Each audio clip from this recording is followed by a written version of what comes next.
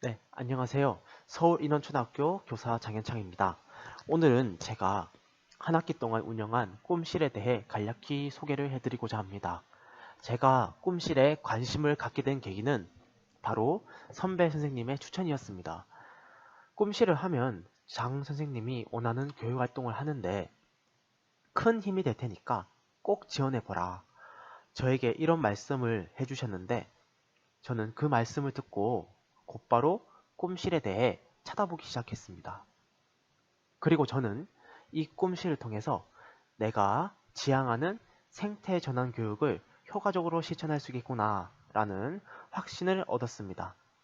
사실 저는 예전부터 생태 전환 교육에 관심을 갖고 구체적으로 어떻게 실천하면 좋을까 늘 고민을 하고 있었습니다.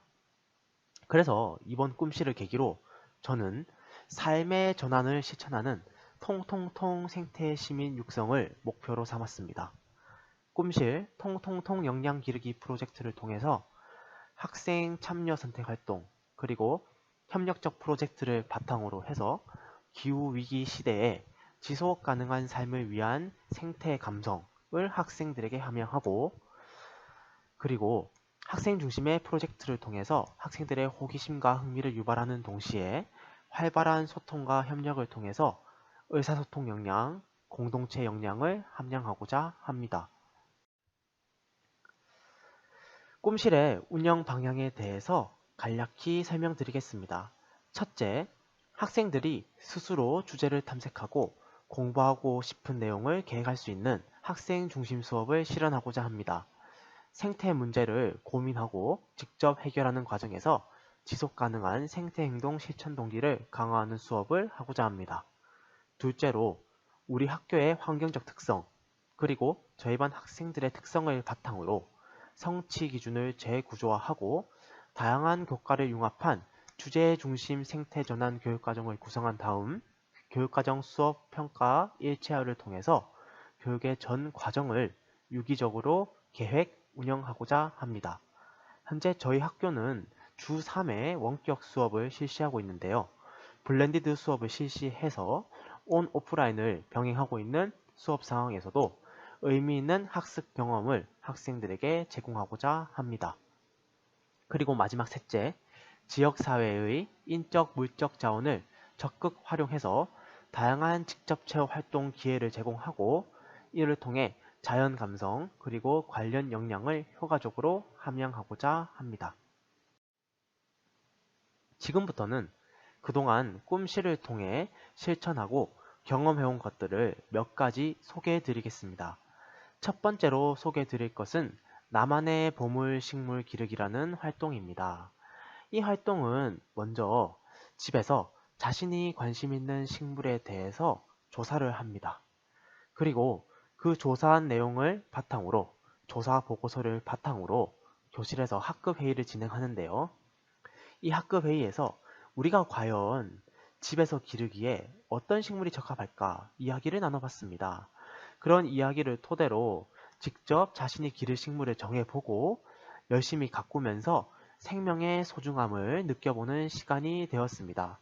그 과정에서 친구들과 함께 소통하며 식물을 기르는 보람도 느꼈고 또 삶과 밀접한 생태 전환 교육이 되지 않았나 생각이 듭니다. 앞에서 설명드렸듯이 이번에 꿈실을 운영하면서 저는 지역사회의 풍부한 인적, 물적 자원을 적극 활용하는 것에 초점을 두었습니다. 그 첫 번째 사례로 소개해 드릴 것이 바로 수생식물과 친구가 되어볼까라는 수업입니다.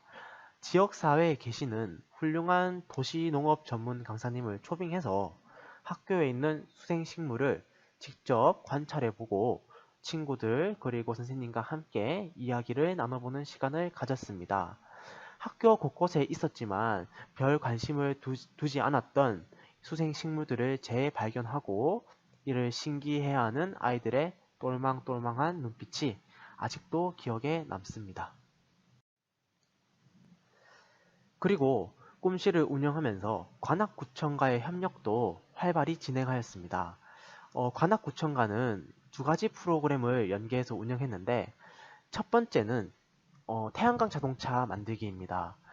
기후변화에 대응하는 신재생 에너지 기술에 대해 알아보고 그런 다음에 이제 태양광 자동차를 직접 만들어보고 체험해보는 시간을 가졌습니다.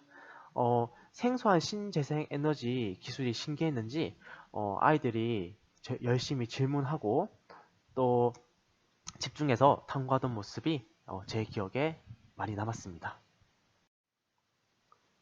네, 두 번째 프로그램은 기후변화 만화가 교육입니다.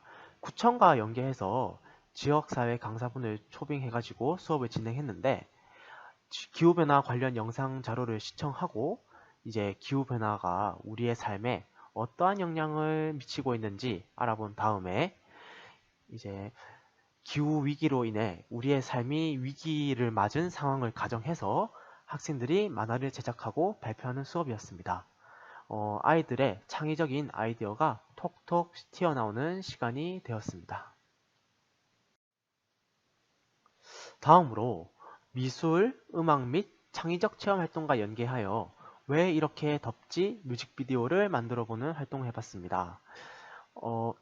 왜 이렇게 덥지는 MBC 창작 동료제에서 대상을 받은 노래인데 이 가사에 등장하는 지구온난화 문제, 탄소 중립 문제, 에너지 문제, 쓰레기 문제에 대해서 자세히 알아보고 지구를 위한 생태행동 실천을 다짐하는 뮤직비디오를 만들어 봤습니다.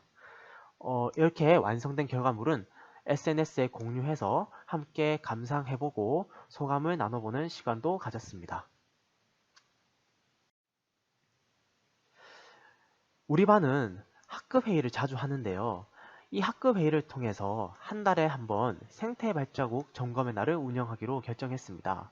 먼저 생태 발자국이란 무엇인지를 알아본 뒤에 현재 우리나라의 생태 발자국 지수가 심각한 상황에 있다는 문제의식을 바탕으로 매월 셋째 주 월요일마다 우리가 일상생활 속에서 생태 발자국 지수를 얼마나 줄였는지 스스로 점검해보고 성찰하는 시간을 가지고 있습니다. 앞에서 말씀드렸다시피 저희 학교는 코로나19로 인해서 주 3회 원격 수업, 주 2회 대면 수업을 병행하고 있는 상황입니다.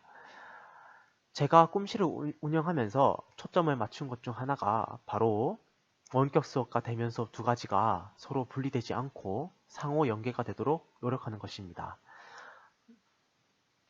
제가 실시한 대표적인 활동으로는 집에서는 이제 제가 내주는 과제를 수행한 뒤에 학교에서는 자신이 완수한 과제를 바탕으로 보다 심층적인 토의를 나누는 거꾸로 학습, 플립드 러닝을 운영해보기도 했고 원격 수업을 할 때 패들릿과 같은 다양한 학습 도구를 활용해서 학생이 효과적으로 학습할 수 있도록 노력했습니다. 코로나 위기 시대를 맞은 요즘 꼭 필요하다고 생각되는 먹거리 교육 또한 많은 비중을 두고 실시했습니다. 첫 번째 활동은 친환경 고추장 만들기입니다. 기후 먹거리 식단에 대해 알아본 뒤에 교실에서 친환경 식재료를 활용한 고추장을 직접 만들어 보고 그 고추장을 활용해서 가정에서 친환경 식단을 꾸려 식사도 해보는 등 학교와 가정이 상호 연계된 먹거리 교육을 해봤습니다. 그리고 지역사회 기관과도 연계 협력해서 먹거리 위기 대응 능력을 갖추기 위한 먹거리 생태 전환 교육을 실시했습니다. 훌륭하신 강사분을 외부에서 초빙해서 탄소 발자국을 줄이는 바른 먹거리, 기후위기 대응에 효과적인 제철 먹거리를 알아보고 직접 제철 채소 과일을 이용하여 꼬치를 만들어보는 직접 체험 활동도 진행했습니다. 이를 통해 균형 잡힌 영양 섭취가 가능한 채식 식단의 중요성과 바른 먹거리를 향유할 수 있는 생활 습관에 대해 배울 수 있었습니다. 저희 반의 특징은 친구들 간의 소통이 매우 활발하다는 것입니다. 매일 이제 학생들이 SNS에 자신의 일상을 공유하고 있는데요. 교실을 벗어나서 일상생활 속에서도 자연과 친구가 돼서 자신이 기르고 있는 식물이나 동물의 사진 또는 일상생활 속에서 접한 자연의 모습들을 SNS를 통해서 적극 소통하고 있습니다. 서로 학생들끼리 댓글도 달고 좋아요도 표시하고 일상생활 속에서 자연과 함께하는 경험에 공감대를 형성하고 있습니다. 저는 내실 있는 생태 전환 교육을 위해서 생태 친화적 교실 환경을 조성하는 것 또한 중요하다고 생각합니다. 먼저 교실 앞판과 뒷판을 이제 푸릇푸릇한 색상들과 나무들이 있는 배경으로 만들었고요. 그리고 이제 교실 창가에 기르고 싶은 화분들을 비치해 놓고 또 학교를 한 바퀴 둘러보면서 정한 나만의 나무 직접 꾸미고 색칠한 것도 교실 뒤편에 전시하고 있습니다. 또 교실 한켠에 교실 숲 도서관 공간을 만들어서 아이들이 관심 있어 하는 생태 도서를 비치하고 열심히 독서하고 있습니다. 또 한 학기에 한 번 생태 전환 교육에 조예가 깊은 강사님을 위촉해서 전문성 함량을 위한 지도도 받고 있고